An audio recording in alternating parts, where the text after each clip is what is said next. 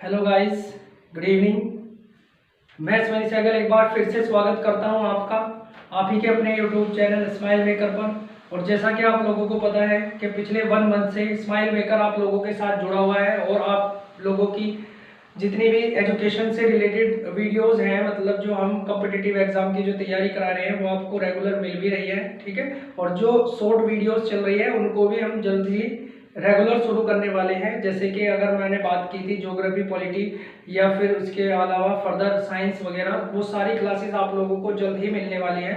और जो भी बच्चे चाहे वो एसआई की तैयारी कर रहे हैं, चाहे यूपी पुलिस की या रेलवे की, एनटीपीसी की या फिर उसके अलावा एसएससी, हर तरीके को ध्यान में रखते हुए आपको मैथ उसी लेवल से पढ़ाया जा रहा है, रीजनिंग उसी लेवल से पढ़ाई जा रही है और जीके भी उसी लेवल से आपका जो जीएस का पोर्शन है वो पढ़ाया जा रहा है। और जल्द ही आपको मंथली जो है आपको करंट भी मिलना जल्द ही शुरू हो जाएगा।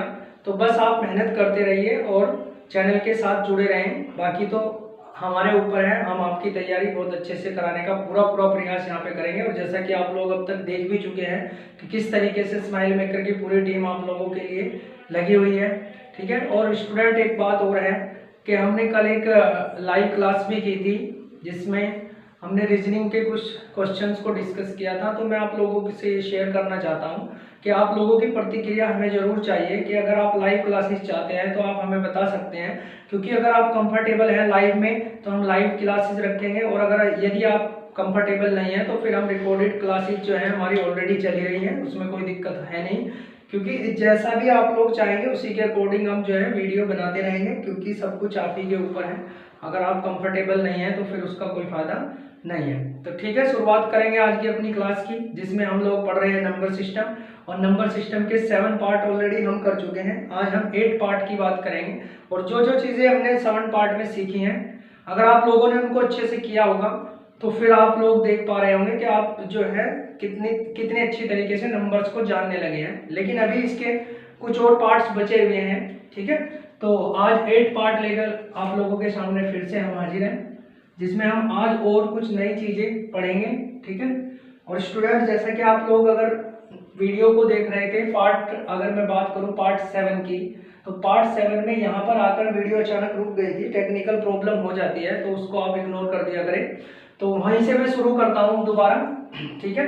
यहाँ पे आके जब मैंने बोला था कि किस तरीके से जिस संख्याओं को हम एक लाइन पे हम इसको क्या कर सकते हैं, दर्शा सकते हैं, जो एक लाइन पे एग्जिस्ट करती हैं, तो हम उनको रियल नंबर बोलते हैं, ठीक है। तो किस तरीके से हमने किया था, और फिर साथ ही मैंने ये भी बताया था कि √2 √5 किस तरीके से आगे आगे चले, √3 वगैरह, ये इनको भी हम यहाँ पर दिखा सकते हैं। तो ये भी हमारे रियल नंबर होते हैं। इसके अलावा फिर मैंने आपको 2 पार्ट और बताए थे, एक हमारे पूर्णांक हो जाते हैं वो जो, ठीक है, और एक मैंने दशमलव वाले भी बताए थे आपको कि किस तरीके से इनके बीच में पॉइंट्स वाले भी आते हैं जब इनको हम देखते हैं। तो वो भी सारी चीजें हमने डिस्कस की थी। फिर उसी को दोनों को पार्ट को मिलाकर हमने रेशनल और इरेशनल भी पढ़ा था, परिमेय और अपरिमेय, किस तरीके से किसको हम परिमेय बता सकते हैं। तो वो पार्ट आपने देख लिया होगा। अब आगे हम इसी की बात करेंगे। तो जैसे कि मैंने बोला था कि अगर मैं इस जीरो को थोड़ी देर के लिए छोड़ देता हूं तो 1 से लेके 4 तक हमें कुछ संख्या इस तरीके की मिलती है कि जब मैं यहां से निकालता हूं तो इनमें से मुझे क्या क्या संख्याएं मिलेगी। 1 से लेके 4 में बोल रहा हूं, मतलब जहां तक भी इनफाइनाइट तक संख्याएं चल रही हैं वहां तक हम क्या करते हैं, तो यहाँ से हमें 3 चीजें मिलती हैं। एक इवन की बात करूं मैं, एक ऑड की बात करूं मैं, और एक प्राइम नंबर की बात करूं, प्राइम, ठीक है। इस तरह की चीजें मिलती हैं। तो उन चीजों को हमने डिस्कस किया था, हालांकि ऑलरेडी हम इन चीजों को पढ़ चुके हैं पहली क्लास में, लेकिन फिर भी ये बीच में आ गई है तो अब इनको थोड़ा सा समझ लेते हैं। मैंने बताया था कि जो सम संख्याएं होती हैं, इवन नंबर होते हैं, वो हमेशा 2 से शुरू होकर और फिर अल्टरनेट चलेंगे 2 4 6, मतलब ये जो है सम संख्याएं होती हैं, यानी कि ये 2 से भाग हो सकती है। तो अगर मैं बोलूं कि जिसके लास्ट में 0 आ जाएगा, जैसे 20 आ गया, तो ये तो 2 से पूरी भाग होती है, इसका मतलब 20, यानी कि जिसके लास्ट में 0 होगा वो भी सम संख्या होगी। सीधा सीधा आप समझिए, ठीक है। क्योंकि इस तरीके से तो क्वेश्चन नहीं पूछेगा सम है या विषम है, तो थोड़ा सा बस समझना है हमको ताकि हमें सारी चीजों का पता रहे। फिर उसके बाद ओड की अगर मैं बात करूं, 1 से शुरू होकर 3 अल्टरनेट ये भी चलता रहेगा, 3 5 7 है ना, 9, इस तरीके से सारी चीजें चलती रहेंगी।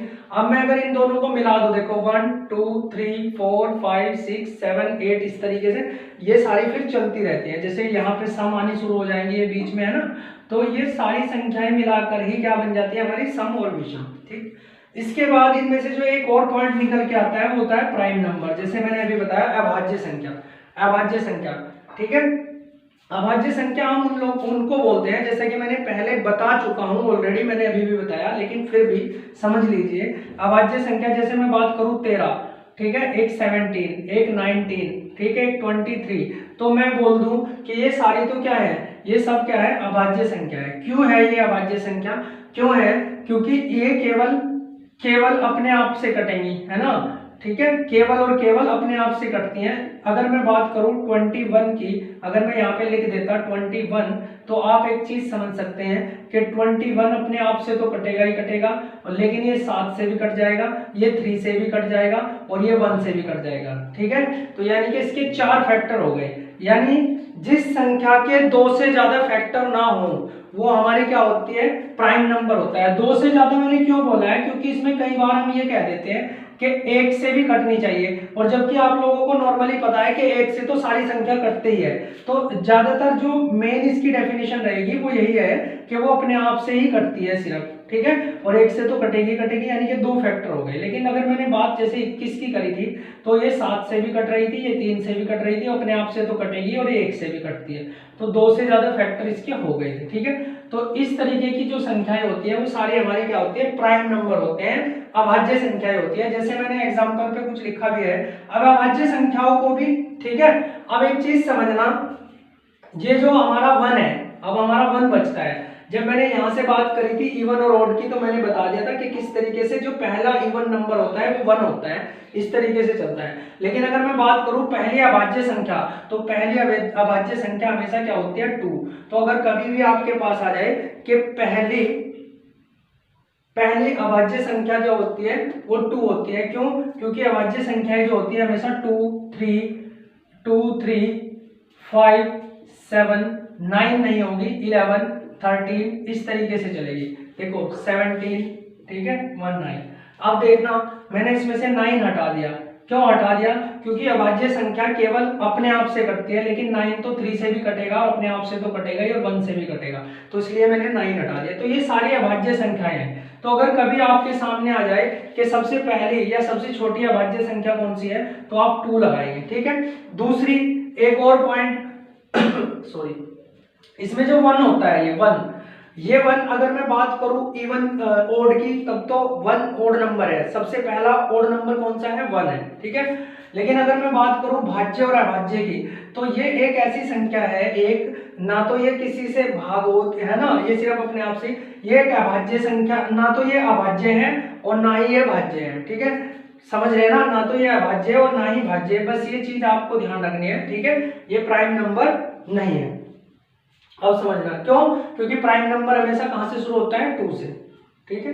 अब समझना आप इसमें तो एक और बात समझना, 2 जो है वो एक ऐसी संख्या है जो इवन प्लस प्राइम दोनों है, इवन भी है वो और प्राइम भी है, ठीक है, इवन भी है और प्राइम भी है। 2 एक ऐसी संख्या है जिसे हम सम संख्या भी बोलते हैं और प्राइम नंबर भी बोलते हैं, इस तरीके से ध्यान रखना है। उसके बाद आप समझना, देखो ध्यान से पहले इन चीजों को देखेंगे, फिर मैंने साथ में यहाँ पे एक चीज लिखी हुई है, ये 6n ± 1, फिर उसको देखेंगे, लेकिन पहले इनको देख लेते हैं, फिर वो जल्दी समझ आ जाएगा। तो आप एक चीज समझना, प्राइम नंबर को हम 2 तरीके से रखते हैं, एक अभाज्य जोड़े के रूप में, यानी कि ट्वाइन प्राइम के रूप में। ट्वाइन मतलब जिनमें केवल 2 का अंतर होगा, जैसे मैं 3 और 5 लिख दूं, 2 का अंतर है, 5 और 7 लिख दूं, 2 का अंतर है, लेकिन मैं 2 के बाद 9, 7 के बाद 9 तो लिखूंगा नहीं, 11 लिखूंगा। अब अंतर कितने का आ गया, 4 का। तो 7 और 11 जो है हम ट्वाइन प्राइम में नहीं रख सकते, अभाज्य जोड़े में नहीं रख सकते। हम अभाज्य जोड़े में केवल उन्हीं संख्याओं को रखते हैं, उन्हीं प्राइम नंबर को रखते हैं जिनके बीच में केवल 2 का अंतर हो, केवल 2, ठीक है, ये समझ गए होंगे आप। अब आ जाओ सहअभाज्य, यानी कि को-प्राइम वो होते हैं जिनमें 2 से ज्यादा अंतर होगा, जैसे 13, 19, जैसे मैंने अभी आपको बताया भी था, ये है ना 11 के बाद मैंने क्या बताया था आपको,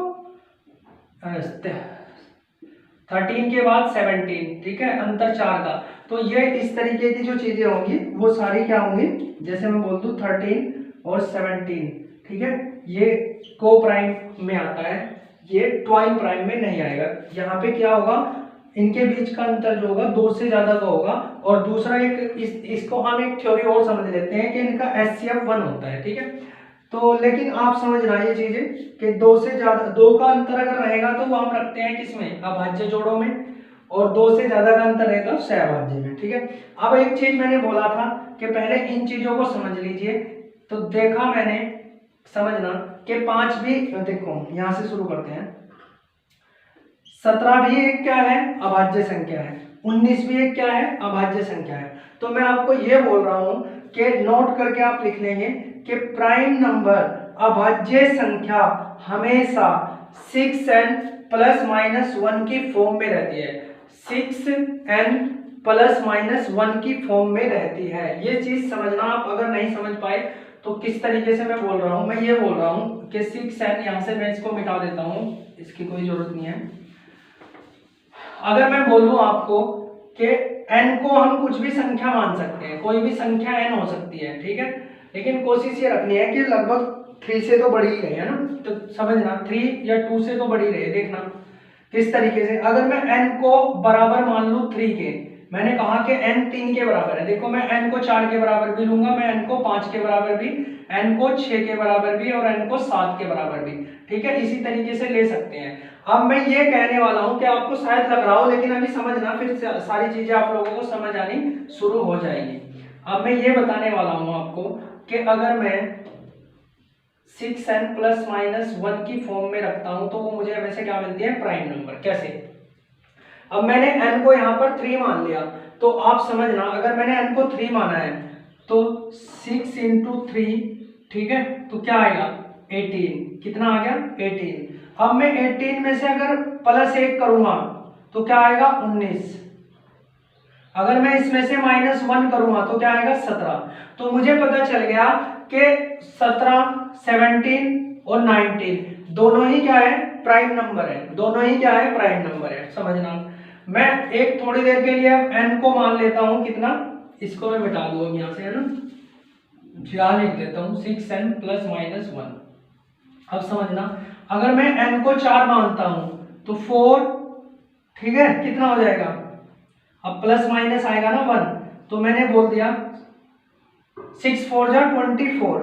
अगर 24 में मैं प्लस 1 कर देता हूं और 24 में से मैं माइनस 1 कर देता हूं तो यहां तो मुझे मिलेगा 25 और यहां मुझे मिलेगा 23। लेकिन आप लोगों को पता है, देखो आप लोगों को इतना पता होना चाहिए कि जो हमारा ये है, जब मैंने इसमें से प्लस 1 करा तो 25 आया और जब माइनस 1 करा तो 23 आया, ठीक है। तो इससे मुझे ये पता चला कि मैंने एक चीज पढ़ी है कि जो प्राइम नंबर होगा वो हमेशा 6n प्लस माइनस 1 की फॉर्म में होगा, ठीक है।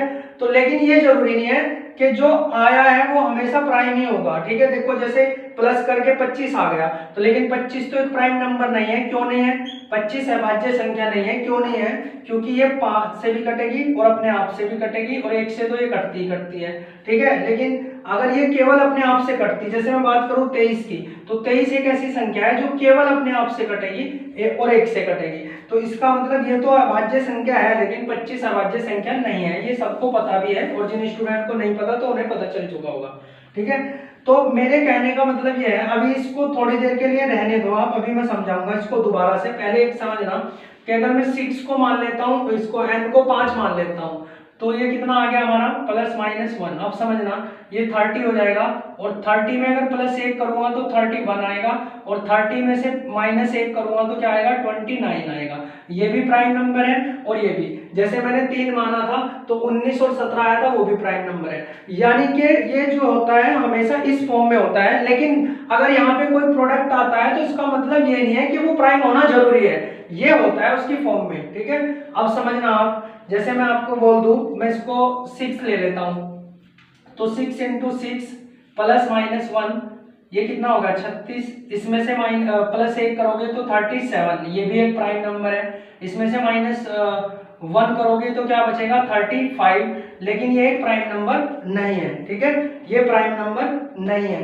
तो इसका मतलब जो इस तरीके से करने के बाद आएगा, जरूरी नहीं है वो प्राइम नंबर ही आएगा। ठीक है, लेकिन ये हमेशा इसी फॉर्म में रहेगा। ठीक, तो ये प्राइम नंबर क्यों नहीं है, क्योंकि ये 5 से भी कटेगा, ये 7 से भी कटेगा, और ये 35 से भी कटेगा, और ये 1 से भी कटेगा। ठीक है, लेकिन प्राइम नंबर तो वो होता है जो केवल अपने आप से कटता है। ठीक है, इस तरीके से चीजों को समझना है। ऐसे ही आप अगर मैं एक बार ये 7 का भी एग्जांपल ले लूं तो 6 × 7 +- 1 करूंगा तो ये हो जाएगा 6 × 7 = 42 होता है। इसमें +1 करूंगा तो 43 आएगा, और -1 करूंगा तो 41 आएगा, जो दोनों के दोनों क्या है प्राइम नंबर है। ठीक है, अब आगे क्वेश्चंस को देखेंगे हम। अगर मैं बात करूं प्राइम की, आगे एक पॉइंट और समझ लेते हैं। तो स्टूडेंट आप एक चीज समझना, जो भी अभाज्य संख्या होगी, अभाज्य, वह केवल तभी अभाज्य मानी जाएगी जब उसका इकाई अंक 1 हो, 3 हो, 7 हो या 9 हो। ठीक है, 1, 3, 7 या 9। अगर उसमें 0, 2, 4, 6, 8 या 5, ठीक है, यानी कि कोई सम संख्या, और सम मैंने अभी आपको बताई है कि 0 वाली भी सम होती है, 4, 6, या फिर इसके साथ में प्लस कर दो 5, यानी कि सम +5। अगर कोई संख्या जिसका इकाई अंक, जो संख्या सम हो, और वो सम कब होगी, जब उसका लास्ट का डिजिट 2 से भाग होगा, तो यानी कि इस तरीके से जब उसमें 0 होगा, 2 होगा, 4 होगा, 6 होगा, 8 होगा, लेकिन 5 वाली संख्या भागनी होती 2 से, लेकिन मैंने 5 भी उसमें ऐड कर लिया। ठीक है, तो अगर किसी भी संख्या के लास्ट का इकाई अंक इस तरीके का दिखाई दिया तो वह प्राइम नंबर नहीं होगा, वो एक अभाज्य संख्या, वो अभाज्य संख्या नहीं होगी। ये भाज्य लिखा गया था, अभाज्य है ना। ठीक है, लेकिन उसमें क्या होना जरूरी है, उसका इकाई अंक 1, 3, 7 और 9 होना जरूरी है। ठीक है, अब एक क्वेश्चन देखते हैं हम स्टूडेंट, क्योंकि इस क्वेश्चन के माध्यम से आप और कुछ चीजें सीख पाएंगे आगे। समझना, इसमें आप, और ये धनात्मक है, पूर्णांक है। ठीक है, तो इसने बोला है यदि m तथा n, एक m दिया हुआ है और एक n दिया हुआ है, m और n जो है वो धनात्मक है, मतलब वो प्लस में है, माइनस में नहीं है। ठीक है, पूर्णांक है, और ठीक है क्या है, पूर्णांक है, और m - n एक सम संख्या है। ठीक है, m - n एक सम संख्या है, तो m² - n² हमेशा किससे भाग होगा, और ऑप्शन दिए हैं 4, 6, 8 या फिर और दे दो 7। ठीक है, इस तरीके से आपके ऑप्शन है। ठीक है, तो इस तरीके के क्वेश्चन को हम कैसे कर पाएंगे, इसमें से एक पॉइंट और निकलता है, क्योंकि इसको समझने से पहले हमें एक पॉइंट और समझना पड़ेगा। क्या, जैसे कि उसने बोला है m भी एक संख्या है, ठीक है, और ये संख्या सम भी हो सकती है, और ये संख्या विषम भी हो सकती है। ठीक है, n भी एक संख्या है जो सम भी हो सकती है और विषम भी हो सकती है। अगर मैं बात करूं इंग्लिश में तो ये इवन भी हो सकती है, ऑड भी हो सकती है, इवन भी हो सकती है, ऑड भी। लेकिन इन दोनों को जब मैं माइनस करूंगा तो क्या आएगा, सम संख्या है, इसने दे रखा है सम संख्या है। तो आपको क्या समझना है, आपको यह समझना है कि अगर कभी भी इवन को इवन में से माइनस करोगे या प्लस करोगे, चाहे माइनस करो चाहे प्लस, देखो क्वेश्चन तो स्टूडेंट हम कर लेंगे, है ना। अभी हमें कई सारे टाइप इसके और बनाने हैं, बहुत सारे टाइप रहते हैं अभी, लेकिन हमें चीजों को समझना बहुत जरूरी होता है। तो मैं कोशिश यही कर रहा हूं कि आप सारी चीजों को समझ जाए। क्वेश्चन तो आप खुद भी कर लोगे, तो समझना आप। अगर मैं कभी भी इवन के साथ प्लस, क्योंकि क्वेश्चन इस तरीके से आया है तो उसको समझना बहुत जरूरी हो जाता है। अगर मैं इवन को इवन के साथ प्लस माइनस करता हूं, इवन मतलब सम, है ना। अगर मैं सम संख्या को सम संख्या के साथ जोड़ता हूं या घटाता हूं तो हमेशा मुझे इवन नंबर मिलेगा। ठीक है, हमेशा क्या मिलेगा, सम संख्या मिलेगी। इसका एग्जांपल देख देते हैं। मैंने लिख दिया यहाँ पे 8 एक सम संख्या है, और मैंने प्लस कर दिया इसके साथ किसको, 6 को, ये भी सम ये भी सम, तो हमेशा क्या आया 14, 14, ये क्या है, सम संख्या है। अगर मैं इसमें से लेस कर देता इसको तो 2 आता जो एक सम संख्या है। ठीक है, फिर क्या आता, 2 आता जो एक सम संख्या है। ठीक है, तो आप समझ सकते हैं कि किसी भी इवन नंबर को अगर इवन से माइनस करोगे या प्लस करोगे तो हमेशा क्या आएगा, सम संख्या आएगा। तो अब आप एक चीज बता सकते हैं मुझे, एक चीज ये बता सकते हैं कि अगर मैंने लिख दिया कि m जो है m माइनस n क्या है, सम संख्या है, तो इसका मतलब ये भी इवन रहा होगा और ये भी इवन रहा होगा। ठीक है, क्यों? क्योंकि अगर मैं इसको मान लेता विषम, समझना देखो m माइनस n, मैं इसको एक विषम संख्या मान लेता हूं, ओड संख्या मान लेता हूं, और इसको मैं मान लेता हूं इवन, तो समझना चीजों को।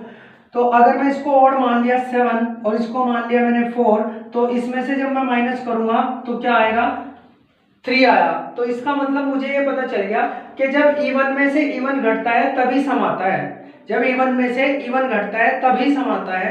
ठीक है, तो अगर इवन में से इवन घट के सम आ रहा है तो मुझे पता है कि इवन में इवन जोड़ के भी सम आता है। तो इसका मतलब यहीं से मुझे पता चल गया कि मैं अगर m प्लस n कर देता तब भी मुझे सम ही संख्या मिलने वाली थी, इवन संख्या ही मिलने वाली थी अगर ये इवन है तो।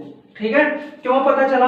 क्योंकि मैंने देखा कि जब भी मैं इवन, अब मैंने तो 2 ही एग्जांपल लिए हुए हैं, इसके अलावा आप कितने भी एग्जांपल लेके देख सकते हैं, हमेशा यही आएगा।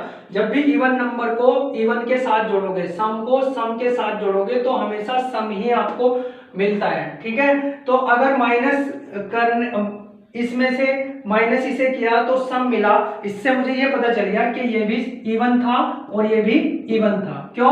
क्योंकि मैंने एग्जांपल देख भी लिया, अगर मैं ओड में से इवन को घटाता हूं तो मुझे इवन ही मिलता है, या फिर मैं ऐसा कर लूं कि मैं इवन में से ओड घटा लूं, अगर मैं इवन में से ओड घटा लूं तब भी मुझे इवन ही मिलेगा, सॉरी ओड ही मिलेगा, तब भी ओड ही मिलेगा। ठीक है, अगर मैं सम संख्या में से विषम संख्या लेस करता हूं, विषम, तब भी मुझे संख्या हमेशा विषम ही मिलेगी। एक एग्जांपल के थ्रू देख लेते हैं। ठीक है स्टूडेंट, ये बहुत इंपॉर्टेंट चीजें हैं जो मैं लिखवा रहा हूँ, ये चीजें आपको लिखनी होंगी, नोट करनी होगी, तभी चीजें समझ आएंगी।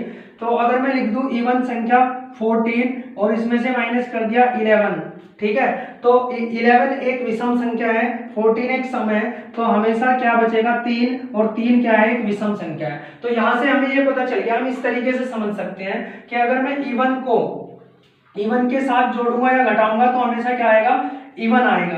ठीक है, हमेशा क्या आएगा, इवन ही आएगा। सम के साथ सम को जोड़ने या घटाने से हमेशा क्या आता है, सम आता है। ठीक है, अब दूसरी बात मैं अगर करूं, अगर मैं बोल दूं इसको इवन, देखो मैंने दोनों एग्जांपल ले लिए, ओड के साथ इवन घटाकर देख लिया तब भी इवन आ रहा है, जोड़ोगे तब भी वही आएगा, केवल घटाने पर ही नहीं जोड़ने पर भी। अगर मैं इसे जोड़ देता तो क्या आता, 11 आता, तो तब भी इवन ही आएगा। यानी कि अगर मैं क्या करूं, सम संख्या के साथ, इवन का मतलब सम संख्या के साथ प्लस या माइनस कर दूंगा किसको, विषम संख्या को, विषम को, तो हमेशा विषम संख्या ही मिलेगी। कैसे, मैंने एग्जांपल अभी बताया था आपको, अगर इवन के साथ माइनस करोगे या प्लस करोगे, देखो ये तो मैंने माइनस करके दिखाया, अब मैं प्लस करके दिखा देता हूं, इसी को प्लस करके क्या आएगा 25, तो ये भी क्या है, विषम ही है। ठीक है, तो प्लस करो माइनस करो विषम ही आएगा। अगर विषम को इधर ले लो तब भी कोई फर्क नहीं पड़ने वाला। ठीक है, लेकिन इसमें एक पॉइंट और रह जाता है, अगर मैं कभी आपको बोल दूं कि मैंने 7 के साथ 11 को जोड़ दिया तब तो 18 मिल रहा है, यानी कि मुझे ये चीज पता चल गई, कि अगर मैं ओड के साथ ओड को जोड़ता हूं तब सम मिलेगा। ठीक है ना, अगर मैं ओड के साथ ओड को, यानी कि विषम के साथ अगर मैं विषम संख्या को जोड़ूंगा तब सम मिलेगा।